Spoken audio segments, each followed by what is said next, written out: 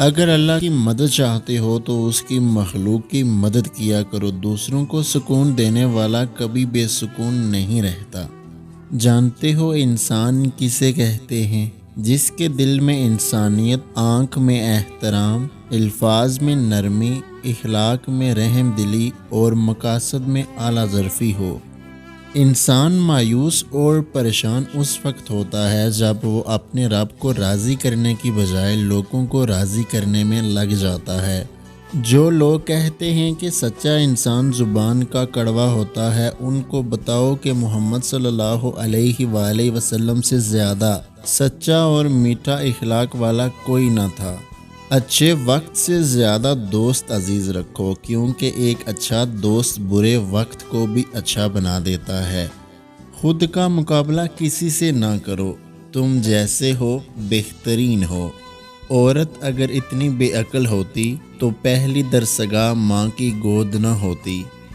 عورت کبھی نہیں بتائے گی کہ وہ تم سے بہت محبت کرتی ہے، وہ ہمیشہ پہیلیوں میں بات کرتی ہے، لیکن جب اسے صبر آ جائے تو دنیا میں سب سے زیادہ مشکل کام اس کے دل میں دوبارہ جگہ بنانا ہے۔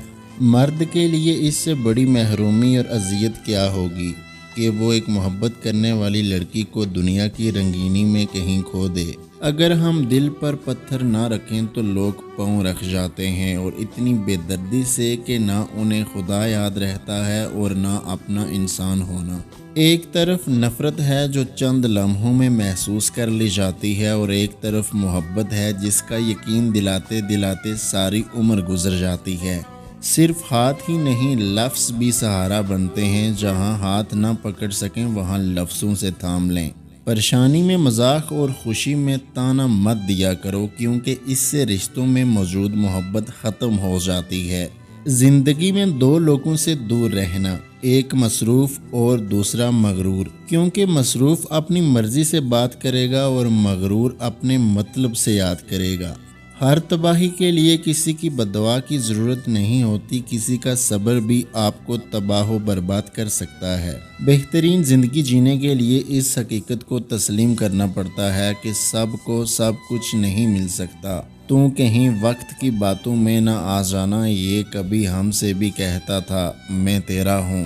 جب دل میں میل، طبیعت میں ضد اور لفظوں میں مقابلہ آ جائے تو یہ تینوں جیت جاتے ہیں، بس تعلقات اور رشتے ہار جاتے ہیں۔ اگر آج کی ہماری یہ ویڈیو آپ کو اچھی لگی ہے تو ہمارے YouTube چینل کو سبسکرائب کرنا مت بھولیے گا۔ اللہ حافظ۔